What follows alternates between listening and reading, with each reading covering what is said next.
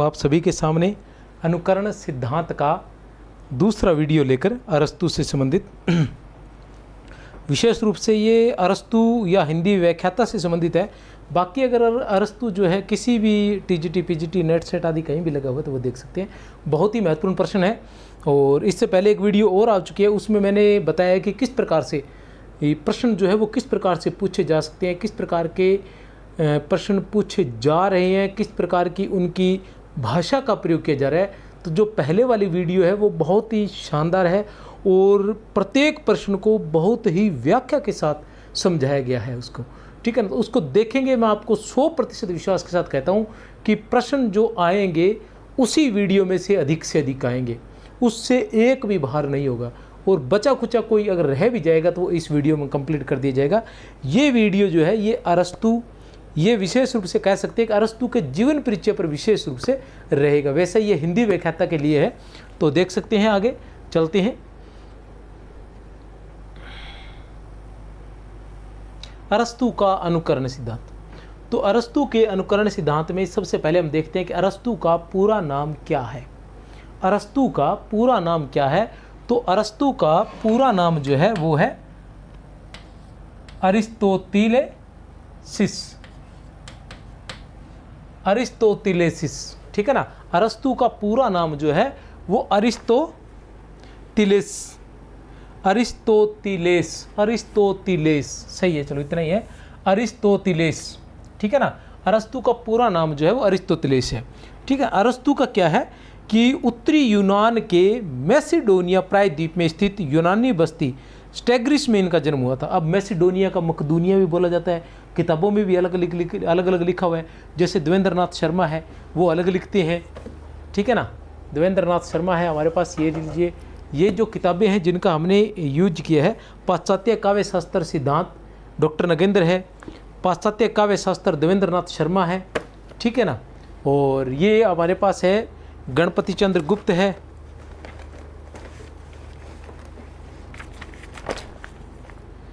भारतीय एवं पाश्चात्य काव्य सिद्धांत गणपति चंद्र गुप्त है, और डॉक्टर भगीरथ मिश्र है। ये सारी पुस्तकें हैं, इनके माध्यम से मैं आप तक ये प्रश्न लेकर आया हूँ। देखते हैं आगे।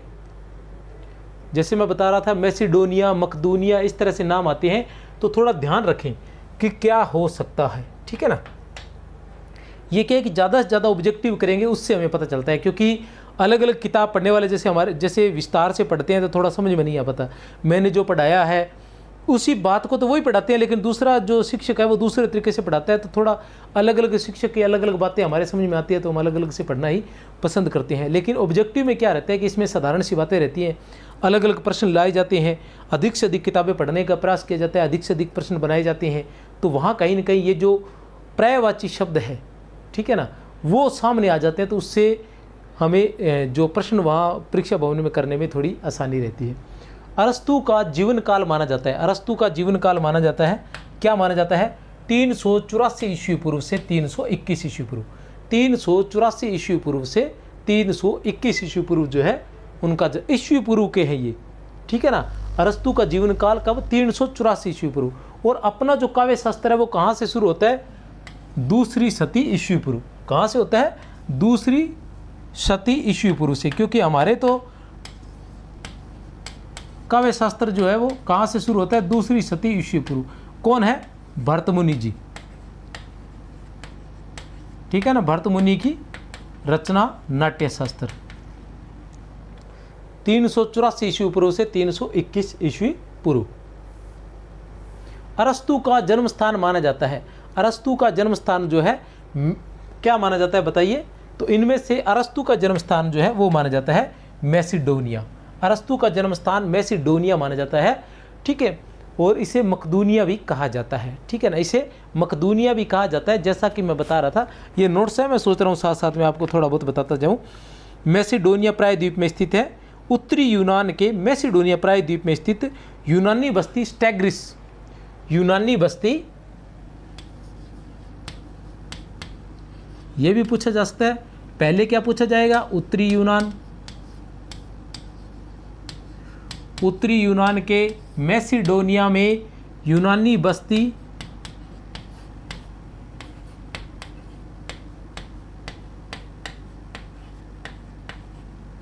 स्टैग्रिस में इनका जन्म हुआ था। कहाँ? स्टैग्रिस में। अब इनका जन्म की बात करें कि अरस्तु का जन्म स्थान माना जाता है स्टैग्रिस आएगा तो ये भी सही है, मैसिडोनिया आएगा तो ये भी सही है, और अगर मकदूनिया आएगा तो यह भी सही है। ये आपने ध्यान रखनी है। अनुकरण को कल्पनात्मक पुनर्निर्माण का पर्यायवाची किसने माना है? अब आगे की बात है कि अरस्तु के जो पिता थे उनका नाम निकोमैक्स था। अरस्तु के पिता का नाम निकोमैक्स था, जो मैसिडोनिया के राजा तथा सिकंदर महान के पितामह अमिनतास तृतीय के राज चिकित्सक थी। कहने का तात्पर्य है कि इनके जो पिता थे वो सिकंदर महान के पितामह अमिनतास तृतीय के राज चिकित्सक थे। मतलब कहने से तात्पर्य कि पितामह दादाजी के यहाँ राज चिकित्सक थे इनके पिता, इसलिए ये क्या हुए, ये सिकंदर के यहाँ गुरु बने, क्योंकि जो सिकंदर के पिता थे उन्होंने इनको आमंत्रित किया था सिकंदर का गुरु बनने के लिए, इसलिए ये सिकंदर के गुरु कहलाते हैं। अनुकरण को कल्पनात्मक पुनर्निर्माण का पर्यायवाची किसने माना है?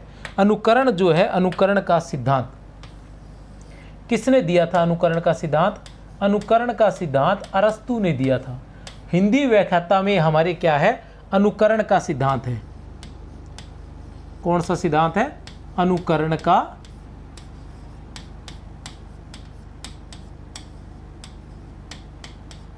सिद्धांत या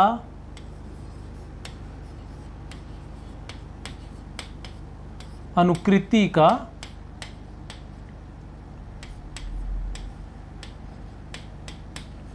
अनुकरण का सिद्धांत या अनुकृति का सिद्धांत। ये किसके सिद्धांत है? ये अरस्तु के सिद्धांत है। अरस्तु का एक सिद्धांत और भी था जिसका नाम था विरेचन का सिद्धांत।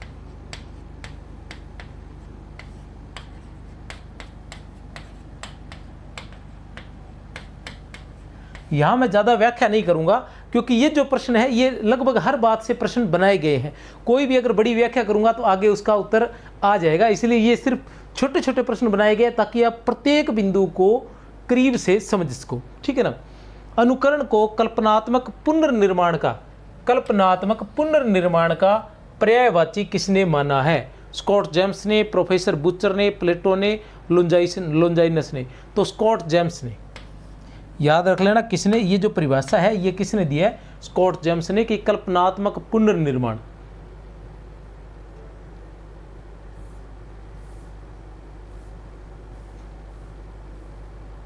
अरस्तु के पिता का क्या नाम था? अरस्तु के पिता का क्या नाम था? तो अरस्तु के पिता का नाम था निकोमैक्स। अरस्तु के पिता का क्या नाम था? अरस्तु के पिता का नाम था निकोमैक्स। ये वैसे ही जानकारी के लिए पढ़ते तो हैं, ये हम याद रह जाएगा। अरस्तु के पितामह का क्या नाम था? तो अरस्तु के पितामह का नाम नहीं है यहाँ, ये एक्चुअल में क्या है? ये है, आपको बताना है सिकंदर के पितामह का नाम। सिकंदर के पितामह का नाम क्या था? तो सिकंदर के पितामह का नाम है अमिनतास तृतीय था। अमिनतास तृतीय। अरस्तु के गुरु का क्या नाम था?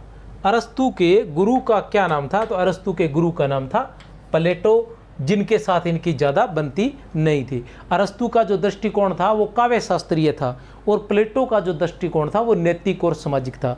वो कहते थे कि काव्य ऐसा होना चाहिए जो समाज के लिए उपयोगी हो। ठीक है ना? उपयोगितावाद का सिद्धांत था इनका। सौंदर्य शास्त्री ये कहते थे कि काव्य सुंदर होना चाहिए और आनंद प्रदान करने वाला होना चाहिए। ठीक है ना?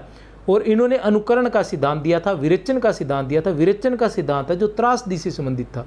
ठीक है ना? त्रासदी क्या है? नाटक है, दुखांत है, विषादांत है। ठीक है ना? ये त्रासदी के अन्य नाम है। इन्होंने कहा था कि विरेचन जो है, मैं नहीं बताऊंगा विरेचन क्योंकि व्याख्याता में नहीं है, लेकिन जो अनुकरण का सिद्धांत है, अनुकरण के माध्यम से इन्होंने कहा था कि अनुकरण जो है, ठीक है ना, अनुकरण जो है वो कल्पना के माध्यम से जीवन की पुनः सर्जना है। ठीक है ना? कल्पना के माध्यम से जीवन की पुनः सर्जना है। वो कहते हैं कि अनुकरण जो है वो नकल नहीं होना चाहिए, डिट्टो नकल नहीं होनी चाहिए, पुनः सर्जना होनी चाहिए। जिस भी चीज़ की नकल करो, वैसे काव्य जो है वो अनुकरण है, अनुकरण किया जाता है किसी चीज़ का, लेकिन अनुकरण जो है वो पूरी तरह से नकल नहीं होनी चाहिए।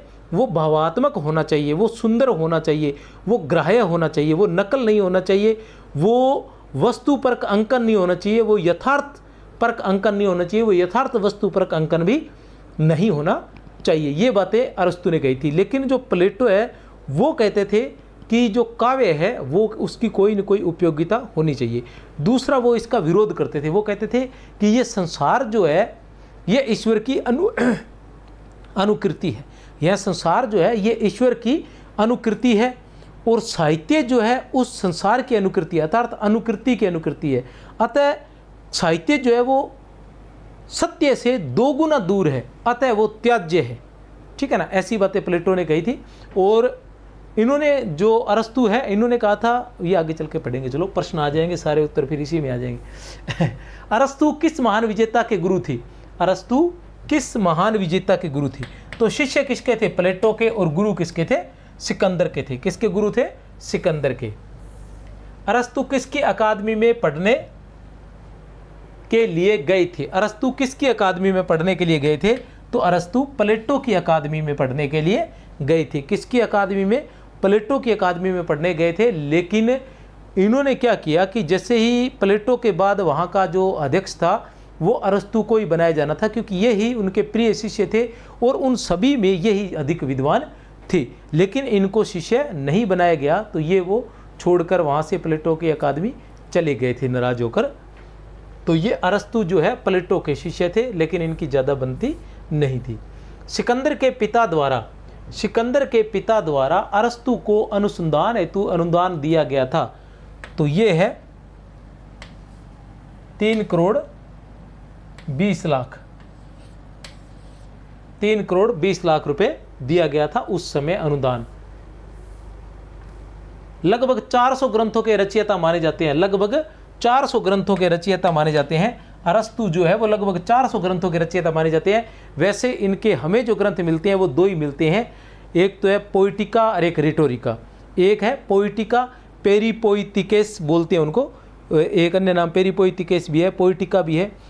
तो पोइटिका, पेरिपोइटिकेस और रिटोरिका। जो पोइटिका है वो क्या है? वो काव्य शास्त्र है, और जो रिटोरिका है वो भाषण शास्त्र है। इनके त्रासदी से संबंधित, नाटक से संबंधित, दुखांतक से संबंधित जो विचार है वो किस में है? वो पोइटिका में है। ठीक है ना, वो किस में है? वो पोइटिका में है। अरस्तु का जन्म कब माना जाता है? तो अरस्तु का जन्म जो है वो 384 ईस्वी पूर्व में माना जाता है। कहाँ माना जाता है? मकदूनिया में, मैसेडोनिया में या स्टैग्रिस बस्ती में, या फिर स्टैग्रिस बस्ती में। अरस्तु के काव्य सिद्धांतों की व्याख्या करने वाले विद्वान हैं। अरस्तु के काव्य सिद्धांतों की व्याख्या करने वाले विद्वान हैं। अरस्तु के काव्य सिद्धांतों की व्याख्या करने वाले विद्वान हैं। तो कौन है? Doctor butcher. कौन है? डॉक्टर बुचर है। मोस्ट है, याद रख लेना, क्योंकि कथन अगर किसी का आएगा तो बुचर का अधिक आएगा। अरस्तु द्वारा रचित पेरिपोइटिकेस काव्य शास्त्र में कितने अध्याय हैं? अरस्तु द्वारा रचित पेरिपोइटिकेस काव्य शास्त्र में कितने अध्याय हैं? तो कितने अध्याय हैं? इसमें 26 अध्याय हैं। कितने अध्याय हैं? 26 अध्याय हैं। कितने पृष्ठों की रचना है? पेरिपोइटिकेस कितने पृष्ठों की रचना है? यह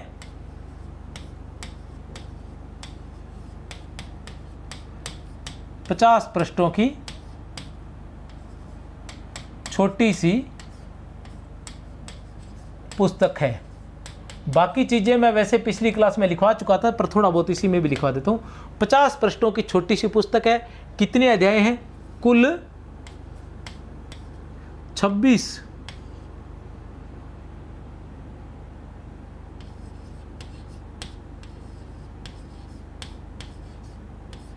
अध्याय हैं। कुल कितने हैं? 26 अध्याय है। 10वां अध्याय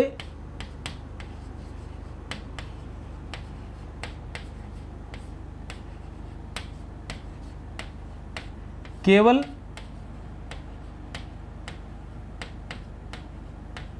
12 पंक्तियों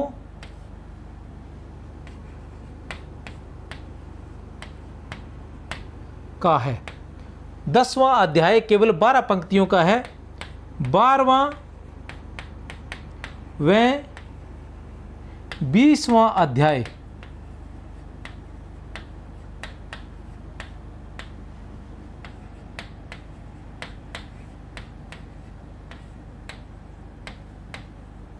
प्रक्षिप्त है। 12वां व 20वां अध्याय जो है वो प्रक्षिप्त है, ठीक है ना। 6 से 19 अध्याय में, 1 मिनट,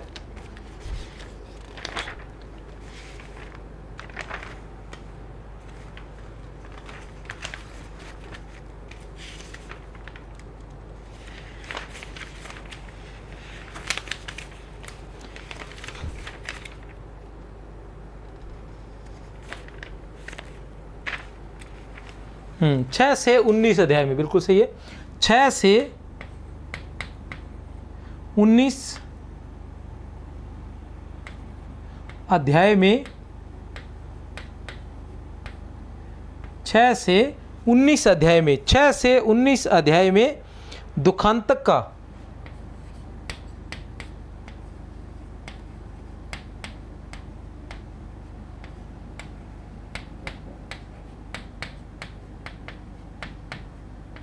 विस्तार से विवेचन है। 6 से 19 अध्याय में दुखांतक का विस्तार से विवेचन है। 23 से 24 में,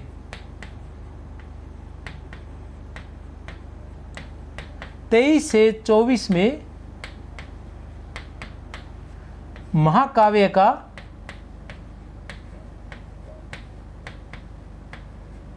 विवेचन है।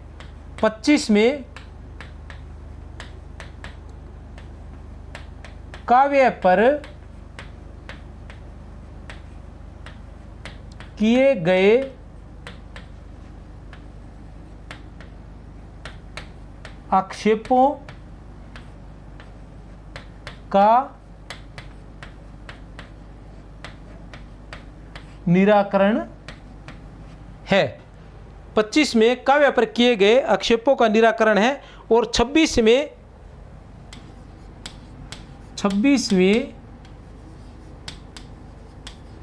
अध्याय में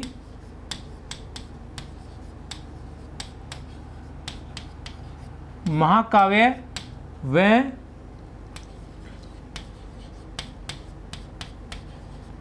दुखांतक का तुलनात्मक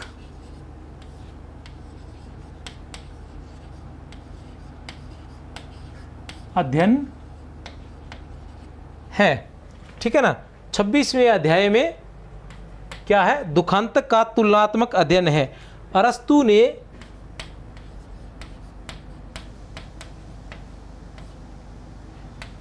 ने प्रहसन को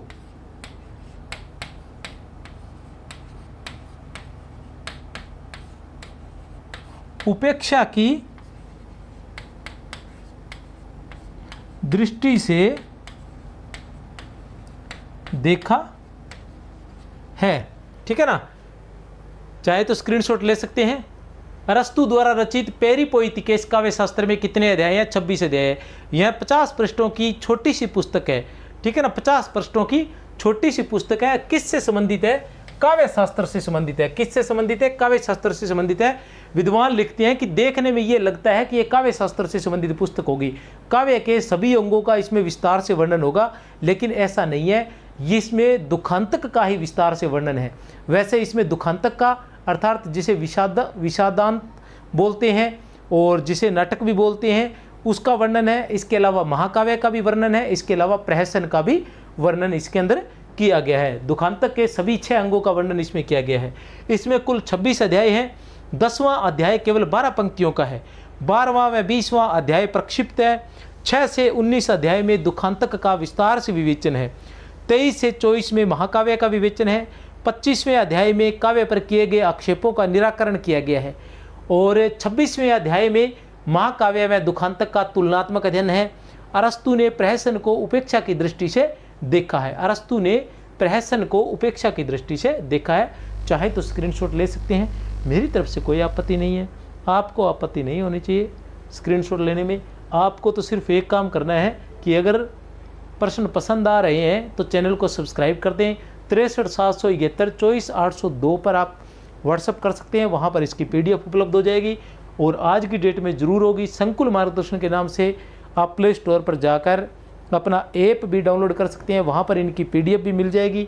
इसके अलावा आप संकुल मार्गदर्शन के नाम से अपना टेलीग्राम चैनल भी है, वहाँ पर आपको ये सारी चीज़ें मिल जाती हैं। अरस्तु ने नई अकादमी की स्थापना कहाँ की थी? अरस्तु ने नई अकादमी की स्थापना कहाँ की थी? तो कहाँ की थी अरस्तु ने अपनी नई अकादमी की स्थापना? एसस में की थी। कहाँ की थी? एसस में की थी। कैसे की थी? मैंने आपको कहानी पहले ही बताई थी कि अरस्तु जो थे वो प्लेटो की अकादमी में पढ़ते थे।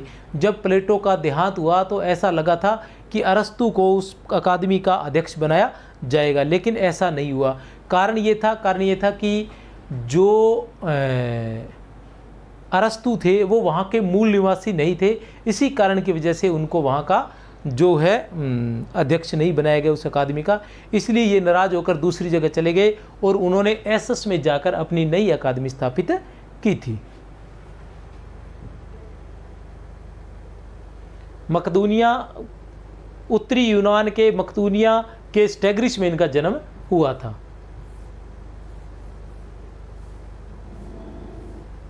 अरस्तु के प्रमुख ग्रंथ माने जाते हैं। अरस्तु के प्रमुख ग्रंथ माने जाते हैं Iliad, Odyssey, Poetica, Rhetorica, Periplus of the हाइट। तो कौन कौन से माने जाते हैं? पोइटिका और रिटोरिका। पोइटिका और रिटोरिका, ठीक है ना। कौन से ग्रंथ माने जाते हैं? पोइटिका और रिटोरिका जो है वो इनके ग्रंथ माने जाते हैं। अरस्तु के प्रमुख ग्रंथ पोएटिक्स को क्या कहा जाता है? अरस्तु के प्रमुख ग्रंथ पोएटिक्स को क्या कहा जाता है? तो इसको काव्य शास्त्र कहा जाता है। क्या कहा जाता है? इसको काव्य शास्त्र कहा जाता है। मैंने आपको पहले बताया था कि छोटे छोटे टुकड़ों में बांटकर इसको समझाने का प्रयास किया गया है। जो कठिन भाषा में है उसको सरल भाषा में, ठीक है ना। कठिन भाषा देखनी है तो पार्ट 1 देख लेना, समझ में आ जाएगी कहानी, ठीक है ना। अरस्तु के प्रमुख ग्रंथ रिटोरिका को क्या कहा जाता है? तो रिटोरिका को क्या कहा जाता है प्यारे बच्चों? भाषण शास्त्र कहा जाता है। रिटोरिका को क्या कहा जाता है? भाषण शास्त्र। ये दोनों ग्रंथ किसके हैं? अरस्तु के हैं। अरस्तु का देहांत कब हुआ था? अरस्तु का देहांत कब हुआ था? साधारण सी बात है, कोई समस्या नहीं है। 321 ईस्वी पूर्व हुआ था। जन्म कब हुआ था? 384 ईस्वी पूर्व में हुआ था। ये हमेशा उल्टे चलते हैं ना। 384 में से 21 निकाल दो, 4 में से 1 गया, 3, 8 में से 2 गए, 63 वर्ष के थे। 63 वर्ष की आयु में इनका देहांत हो गया था। और ये जब क्या बोलते हैं, जब इनका देहांत हुआ था तो इन्होंने एक घोषणा दी थी, उसका नाम भूल गया। वो है दास्ता मुक्ति का प्रथम मुक्ति, दास्त मुक्ति। मतलब इनके बहुत सारे दास थे, लाखों की संख्या में इनके दास थे। और उन्होंने एक घोषणा दी थी, एक वसीयत लिखी थी, जिसमें उन सभी दासों को मुक्ति का था। इन सभी दासों को मेरी मृत्यु के बाद मुक्त कर दिया जाए। अरस्तु ने काव्य का प्रमुख भेद माना है। अरस्तु ने काव्य का प्रमुख भेद माना है। विषादांत नाटक को, प्रसादांत नाटक को, महाकाव्य को, उपयुक्त सभी को। अरस्तु ने काव्य का प्रमुख भेद माना है। अरस्तु ने काव्य का प्रमुख भेद माना है। तो कौन सा माना है? उपयुक्त सभी को। अरस्तु के अनुसार काव्य के सभी भेद हैं। काव्य जो है वो 3 प्रकार के होते हैं: विषादांत नाटक, प्रसादांत कॉमेडी और महाकाव्य एपिक। ये काव्य के सभी प्रमुख भेद हैं।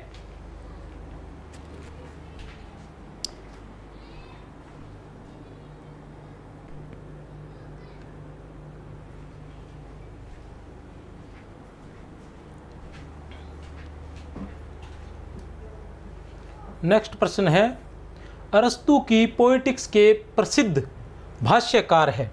अरस्तु की पोएटिक्स के प्रसिद्ध भाष्यकार है। कौन है प्रसिद्ध भाष्यकार पोएटिक्स की? तो कौन है ये ध्यान रखना। मैंने आपको बोला था ना, प्रोफेसर बूचर जहां आ जाए, अधिकतर अरस्तु के बारे में प्रोफेसर बूचर ने ही लिखा है।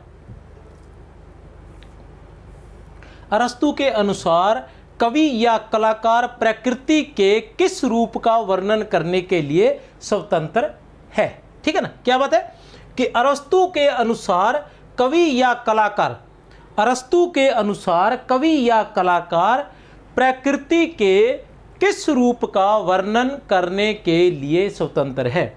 जैसी वह है या दिखाई देती है, जैसी वह समझी जाती है, जैसी उसे होना चाहिए, जैसी उसे होना चाहिए। ठीक है ना। तो क्या उपयुक्त सभी, उपर्युक्त सभी रूपों का वर्णन करने के लिए स्वतंत्र है कवि जो है। कैसी? जैसी वह है या दिखाई देती है, जैसी वो है प्रकृति या वो दिखाई देती है, वैसा रूप भी वर्णन करने के लिए स्वतंत्र है। लेकिन अरस्तु ये भी कहते हैं कि उसका वस्तुपरक नकल नहीं करनी है, उसको भावना और कल्पना के माध्यम से पुनर्सर्जना करनी है उसकी। जैसी वह है और जैसी दिखाई देती है उसकी पुनर्सर्जना करनी है भावना और कल्पना के माध्यम से, या कल्पना के माध्यम से भावनात्मक पुनर्सर्जना करनी है, नकल नहीं करनी, वस्तुपरक चित्रांकन नहीं करना, यथार्थपरक चित्रांकन नहीं करना है उसका। जैसी वह समझी जाती है और जैसी हम उसे समझते हैं, क्योंकि प्रत्येक चीज़ को अलग अलग जो लोग हैं वो अलग अलग तरीके से समझते हैं उसको, और जैसे उसे होना चाहिए, अर्थात आदर्शात्मक। प्लेटो जो थे अनुकरण से संबंधित, इन दोनों में भेद थे। भेद क्यों थे? क्योंकि अरस्तु तो सोचता था कि इन तीनों ही रूपों का वर्णन करने के लिए कवि या कलाकार स्वतंत्र है। लेकिन प्लेटो क्या सोचता था? प्लेटो ये कहते थे कि केवल जैसी उसे होना चाहिए वैसा ही वर्णन करना चाहिए, प्रकृति जैसी होनी चाहिए वैसा वर्णन करना चाहिए, जैसी है या जैसी देखी जा रही है वैसा नहीं करना चाहिए। प्लेटो के अनुसार कवि या कलाकार को प्रकृति के किस रूप का वर्णन करना चाहिए, तो यहां भी वो सभी है, तो उसे जैसी होना चाहिए वैसा रूप वर्णन करना चाहिए। सेम था इसलिए मैंने जल्दी कर दिया। अरस्तु का अनुकरण के संबंध में दृष्टिकोण था। अरस्तु का अनुकरण के संबंध में दृष्टिकोण था। अनुकरण का सिद्धांत किसने दिया था? अनुकरण का सिद्धांत अरस्तु ने दिया था। और कौन सा सिद्धांत दिया था अरस्तु ने? विरेचन का सिद्धांत दिया था। ठीक है ना, अरस्तु ने और किसका? विरेचन का सिद्धांत दिया था। अनुकरण के संबंध में अरस्तु का दृष्टिकोण था। कैसा था? नैतिक, सामाजिक, राजनीतिक, सौंदर्य शास्त्रीय। तो सौंदर्य शास्त्रीय दृष्टिकोण था, सौंदर्य शास्त्रीय दृष्टिकोण था अरस्तु का। ठीक है। प्लेटो का अनुकरण के संबंध में दृष्टिकोण था। प्लेटो का कैसा दृष्टिकोण था अनुकरण के संबंध में? तो प्लेटो का नैतिक था। वैसे तो नैतिक और सामाजिक दोनों ही थे, लेकिन प्रमुख रूप से नैतिक था, जिसे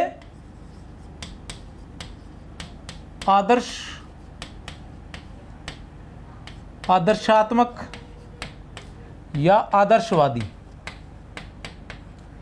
दृष्टिकोण हम कह सकते हैं, जिसे आदर्शात्मक या आदर्शवादी दृष्टिकोण कह सकते हैं।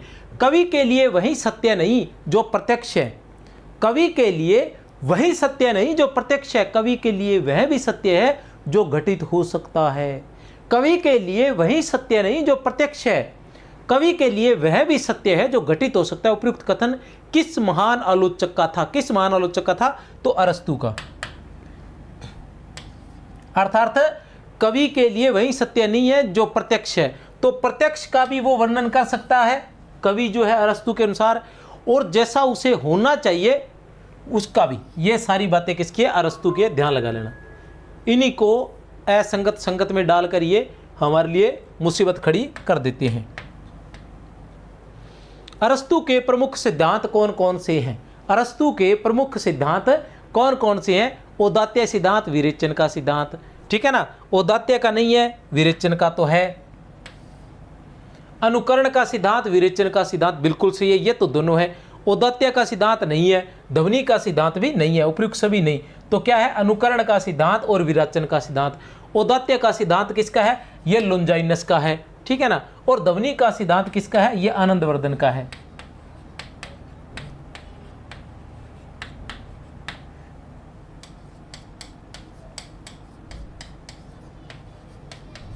लोंजाइनस और ये दोनों ही अपने पाठ्यक्रम में लगे हुए हैं, इसलिए मैंने इनके नाम भी लिख दिए हैं।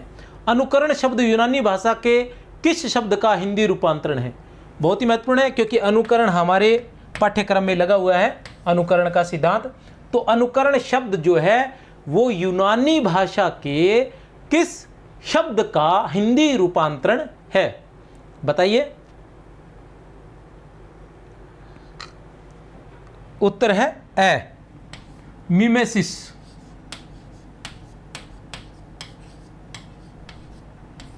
मिमेसिस का हिंदी रूपांतरण है।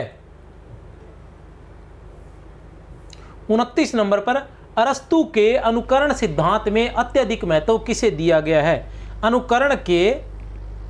अरस्तु के अनुकरण सिद्धांत में अत्यधिक महत्व किसे दिया गया है?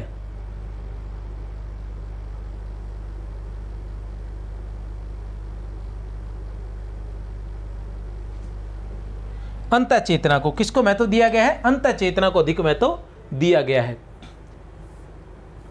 अरस्तु ने किसे कवियों का कवि कहा है? अरस्तु ने किसे कवियों का कवि कहा है? तो अरस्तु ने होमर को कवियों का कवि कहा है। ध्यान लगा लेना, अरस्तु ने होमर को कवियों का कवि कहा है। अरस्तु के जो गुरु थे वो थे प्लेटो, और प्लेटो के गुरु कौन थे? सुकरात थे। अनुकृति वास्तव में कल्पना द्वारा जीवन की पुनः सर्जना है। बहुत बार पूछा गया है। अनुकृति वास्तव में कल्पना द्वारा जीवन की पुनः सर्जना है। उपयुक्त कथन किस आलोचक का है? ये अरस्तु का है, और आप मुझसे 100% लिखवा लीजिए। ये जो कथन है ये आपको परीक्षा में 100% मिलने वाला है। ये कथन जो है आपको परीक्षा में जाते ही 100% मिलेगा। प्रकृति के अनेक दोष भी अनुकृति की प्रक्रिया से कला द्वारा पूर्ण किए जा सकते हैं। उपयुक्त कथन किस आलोचक का है? प्रकृति के अनेक दोष भी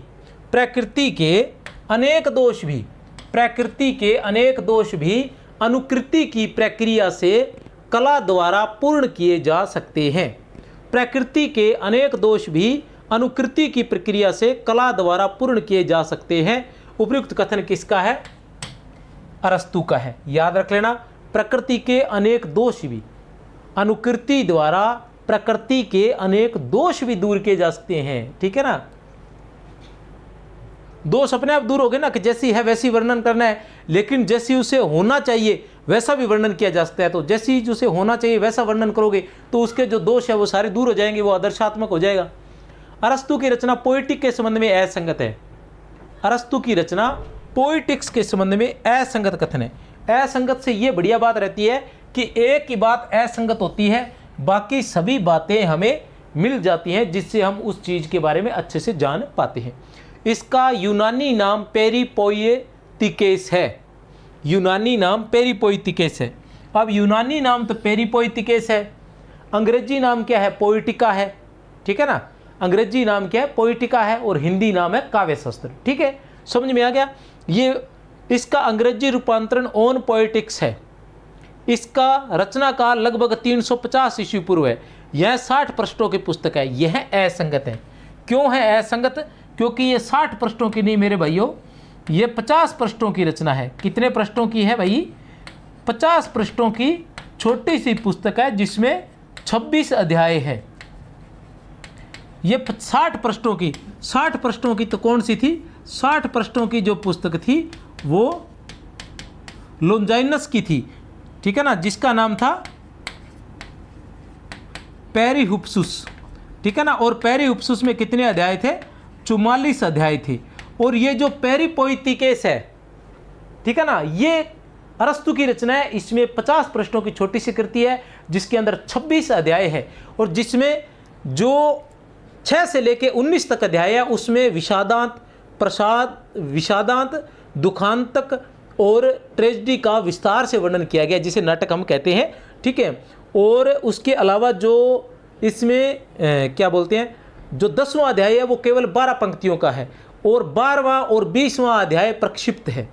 ठीक है ना, और जो 25वां अध्याय है उसके अंदर इन्होंने काव्य पर किए गए आरोपों का निराकरण किया है 25वें अध्याय में, और जो 26वां अध्याय है उसमें इन्होंने महाकाव्य और ट्रेजेडी का, दुखांतक का तुलनात्मक अध्ययन किया है। इन्होंने इसके अंदर जो है विस्तार रूप से, पेरिपोएटिक्स में विस्तार रूप से सिर्फ दुखांतक का ही वर्णन किया है। इसे देखकर हमें ऐसा लगता है कि इसमें काव्यशास्त्र के विभिन्न अंगों का विस्तार से वर्णन होगा। ऐसा नहीं है, इसमें केवल दुखांतक का ही विस्तार से वर्णन किया गया है। और वैसे इसमें दुखांतक का है, ट्रेजेडी का है, और दुखांतक ट्रेजेडी तो एक ही बात है, दुखांतक का है और महाकाव्य का है और प्रहसन का है।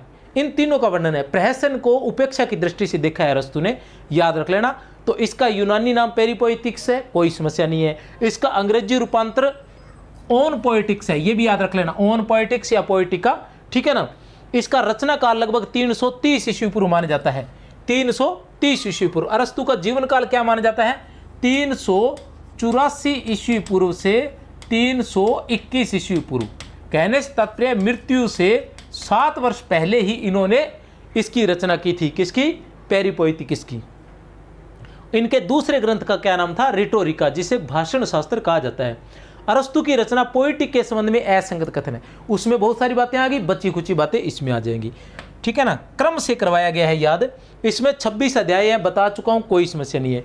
इसका 10वां अध्याय केवल 12 पंक्तियों का है, कोई समस्या नहीं है। इसका निर्माण अध्यापन हेतु किया गया था। इसकी भाषा अंग्रेजी है। तो बताइए क्या रहेगा उत्तर? इसका उत्तर है द, असंगत। इसकी भाषा अंग्रेजी नहीं, इसकी भाषा यूनानी है। ठीक है ना, कौन सी है? यूनानी है। इसमें 26 अध्याय है, बिल्कुल सही है। इसका निर्माण अध्यापन हेतु किया गया था, ये याद रख लेना। ठीक है ना, इस बात को मैंने नहीं बताया था पहले। इसका निर्माण अध्यापन हेतु किया गया था। इसका निर्माण अध्यापन हेतु किया गया था। किसका निर्माण? पोएटिक्स का। किसके वसीयतनामे को? किसके वसीयतनामे को? किसके वसीयतनामे को दास्ता की प्रथम मुक्ति घोषणा होने का श्रेय दिया जाता है? किसके वसीयतनामे को दास्ता की प्रथम मुक्ति घोषणा होने का श्रेय दिया जाता है, जिसमें उन्होंने अपने सभी दासों को मुक्त करने की घोषणा की थी? किसका था ये वसीयतनामा? तो ये वसीयतनामा था काव्य शास्त्र के पितामह अरस्तु का।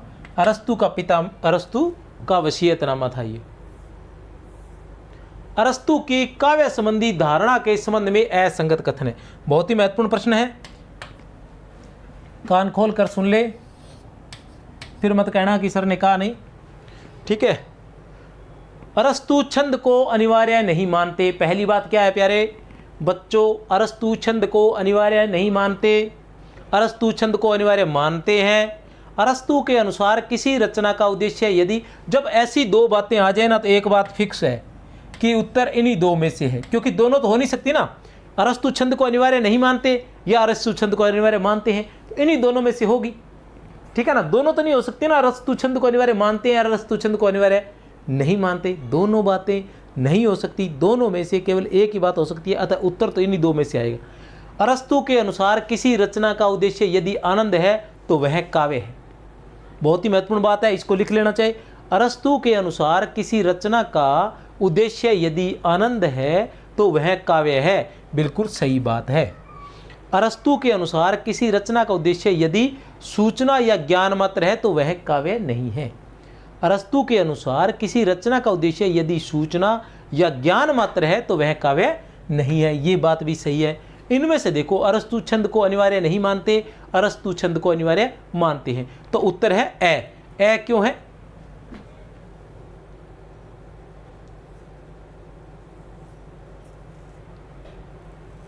अरस्तु छंद को अनिवार्य नहीं मानते, ए है उत्तर इसका। अरस्तु जो है वो छंद को अनिवार्य नहीं मानते हैं।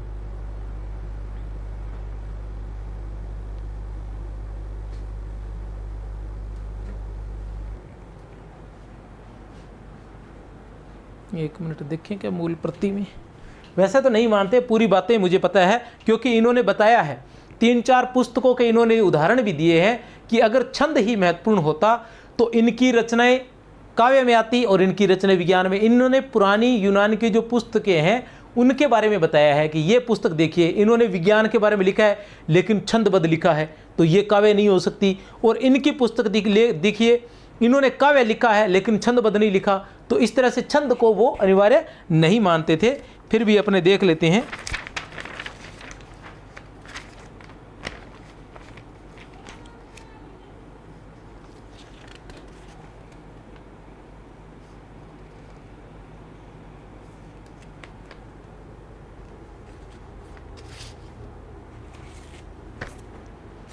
वो बात भी मैं बता देता हूँ आपको, अगर मुझे मिल गया तो।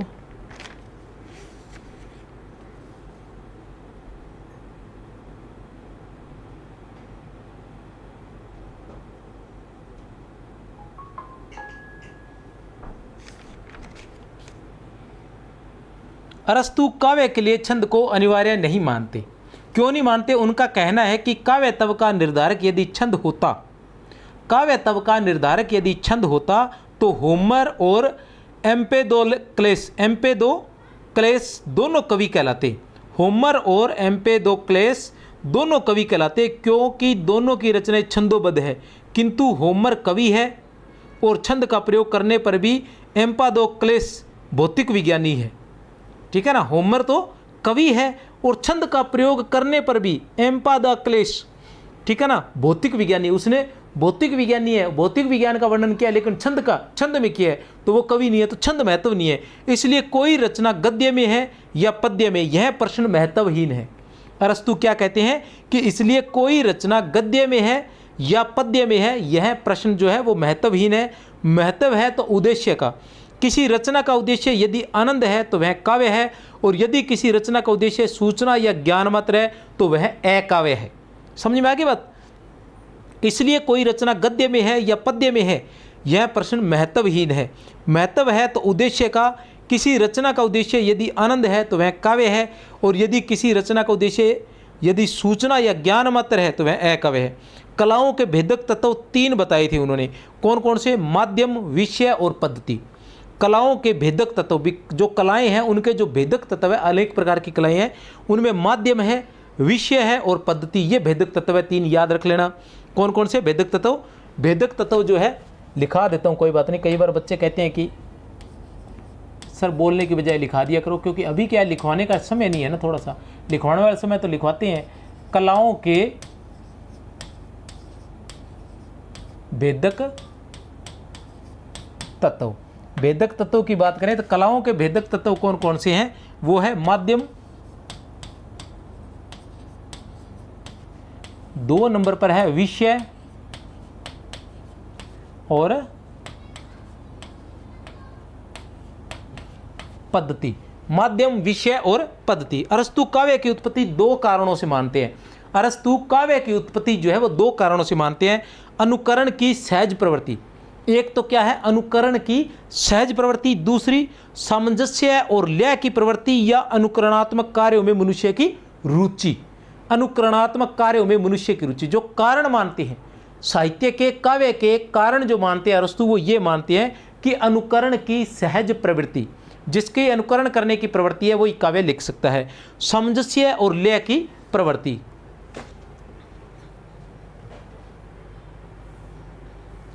असंगत कथन छांटिए। असंगत कथन छांटिए। जीवन जैसा है वैसा ही चित्रण यथार्थवादी अनुकृति है। भावानुरूप स्वरूप का चित्रण भाववादी अनुकृति है। प्रकृति जैसी होनी चाहिए वैसा चित्रण आदर्शवादी अनुकृति है। प्रकृति जैसी होनी चाहिए वैसा चित्रण भाववादी अनुकृति है। तो उत्तर है हमारा द, क्योंकि ये क्या है? असंगत है। जीवन जैसा है वैसा ही चित्रण यथार्थवादी अनुकृति। भावानुरूप स्वरूप का चित्रण भाववादी अनुकृति। प्रकृति जैसी होनी चाहिए वैसा चित्रण आदर्शवादी अनुकृति। अनुकरण करने वाले को न तो वस्तु के उपयोग का ज्ञान होता है और न ही उसके निर्माण का। उपयुक्त कथन किसका है? उपयुक्त कथन जो है वो किसका है? अनुकरण करने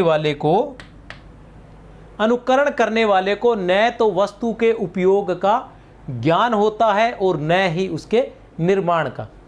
उपयुक्त कथन किसका है? तो यह है प्लेटो का, क्योंकि वो कह रहे हैं कि जो व्यक्ति अनुकरण करता है उसको अता पता कुछ होता नहीं है, वो उसके बारे में लिखने लग जाता है भावात्मक रूप से।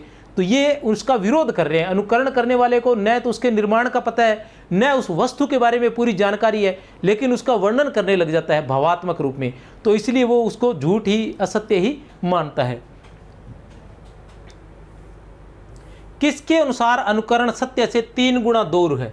किसके अनुसार अनुकरण जो है वो सत्य से 3 गुना दूर है? तो किसके अनुसार? प्लेटो के अनुसार। ठीक है ना। अब ये 3 गुना तो मुझे भी याद नहीं आ रहा कहाँ आ गया। 2 गुना तो पुस्तक में लिखा हुआ है, 2 गुना दूर है। ठीक है ना, आप रख लेना, देख लेना। 3 गुना पूछे तो दोनों पूछेंगे तो फिर देखी जाएगी, क्योंकि पुस्तक में मैंने 2 गुना ही पढ़ा है और 3 गुना यहाँ लिखा है, प्रश्न बनाया है, तो कहीं ना कहीं किसी पुस्तक में 3 गुना भी लिखा हो सकता है, क्योंकि प्रश्न तो पुस्तकों से ही बनते हैं, अपने आप तो बनते नहीं है भैया। वे अनुकरण के 2 पक्ष मानते हैं। वे अनुकरण के 2 पक्ष मानते हैं। एक वह तत्व है जिसका अनुकरण किया जाता है और दूसरा अनुकरण का स्वरूप। वे अनुकरण के दो पक्ष मानते हैं, ठीक है ना। एक वह तत्व है जिसका अनुकरण, एक वह तत्व है जिसका अनुकरण किया जाता है, और दूसरा अनुकरण का स्वरूप। अगर अनुकरण का तत्व मंगलकारी है और अनुकरण पूर्ण एवं उत्तम है तो स्वागत योग्य है, परंतु प्राय अनुकृत्य वस्तु अमंगलकारी होती है तथा कभी कभी मंगलकारी वस्तु का अनुकरण अधूरा और अपूर्ण होता है। ऐसी दशा में कला सत्य से दूर और हानिकारक होती है। इस प्रकार हम देखते हैं कि प्लेटो के विचार नैतिक और सामाजिक है। प्लेटो के संबंध में उपयुक्त कथन किस आलोचक का है? प्लेटो के संबंध में उपयुक्त कथन जो है वो किस आलोचक का है? किस आलोचक का है? डॉक्टर भगीरथ मिश्र का है। किस आलोचक का है? डॉक्टर भगीरथ मिश्र का है। क्या कहते हैं वो? कि वे अनुकरण के दो पक्ष मानते हैं। वे अनुकरण के दो पक्ष मानते हैं। एक वह तत्व है जिसका अनुकरण किया जाता है और दूसरा अनुकरण का स्वरूप। अगर अनुकरण का तत्व मंगलकारी है और अनुकरण पूर्ण एवं उत्तम है तो वह स्वागत योग्य है, परंतु प्राय अनुकृत्य वस्तु अमंगलकारी होती है तथा कभी कभी मंगलकारी वस्तु का अनुकरण अधूरा और अपूर्ण होता है। ऐसी दशा में कला सत्य से दूर और हानिकारक होती है। इस प्रकार हम देखते हैं कि प्लेटो, मतलब ये कथन जो है ये किसके बारे में? वैसे तो ये कथन किसका है? ये बात कौन कह रहा है? प्लेटो कह रहा है, लेकिन ये किस पुस्तक में लिखी गई है? ये लिखी गई है डॉक्टर भगीरथ मिश्र की पुस्तक में, ठीक है ना। किसकी पुस्तक में? डॉक्टर भगीरथ मिश्र की पुस्तक में, पाश्चात्य काव्य शास्त्र से संबंधित। अरस्तु ने अनुकरण को किसी वस्तु का पुनः प्रस्तुतिकरण माना। अरस्तु ने अनुकरण को किसी वस्तु का पुनः प्रस्तुतिकरण माना। दर्पण में पड़ने वाले प्रतिबिंब या हूबहू वैसी ही नकल नहीं, जैसा कि प्लेटो ने कहा था। अरस्तु के संबंध में उपयुक्त कथन किस आलोचक का है? अरस्तु के संबंध में उपयुक्त कथन किस आलोचक का है? तो ये भी किसका है? डॉक्टर भगीरथ मिश्र का है। किसका है ये? डॉक्टर भगीरथ मिश्र का है। अरस्तु ने अनुकरण को किसी वस्तु, अपने को ध्यान रखना है, अरस्तु के बारे में आएगा तो भी यही बात आएगी। भगीरथ मिश्र ने कहा है इनके बारे में कि अरस्तु ने अनुकरण को क्या माना है? वस्तु का पुनः प्रस्तुतिकरण। वस्तु का पुनः प्रस्तुतिकरण किसने माना है? अनुकरण को, अरस्तु ने, ठीक है ना। दर्पण में पड़ने वाले प्रतिबिंब या हूबहू वैसी ही नकल नहीं, जैसा कि प्लेटो ने कहा है। अरस्तु के अनुसार काव्य की आत्मा है। अरस्तु के अनुसार काव्य की आत्मा है। तो क्या है काव्य की आत्मा?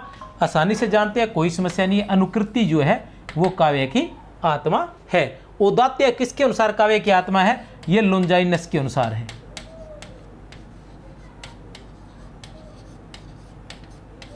लोंजाइनस के अनुसार। पोइटिकस न केवल साहित्य का प्रथम समग्र दार्शनिक विवेचन है। पोइटिक्स जो है न केवल साहित्य का प्रथम समग्र दार्शनिक विवेचन है, वरन वह प्रवृत्ति काव्य चिंतन का आधार भी है। पोइटिक्स न केवल साहित्य का प्रथम समग्र दार्शनिक विवेचन है, वरन वह प्रवृत्ति काव्य चिंतन का आधार भी है। यह जितना होमर और सोफोक्लेस के संदर्भ में प्रासंगिक था, उतना ही शेक्सपियर और मिल्टन के संदर्भ में है। यह संसार की ऐसी महत्वपूर्ण पुस्तकों में से एक है जिनका महत्व शाश्वत है और जो पूरे विश्व में आदर की दृष्टि से देखी जाती है। तो यह कथन किसका है? यह कथन जो है किसका है? डॉक्टर नगेंद्र का है, ठीक है, डॉक्टर निर्मला जैन का है, डॉक्टर भगीरथ मिश्र का है, डॉक्टर रघुकुल तिलक का है। तो किसका है यह कथन? बताइए। तो डॉक्टर रघुकुल तिलक का यह कथन है। किसका है? डॉक्टर रघुकुल तिलक का। असंगत कथन छांटिए। असंगत कथन की बात करें तो अरस्तु दार्शनिक होने के साथ साथ वैज्ञानिक भी थे।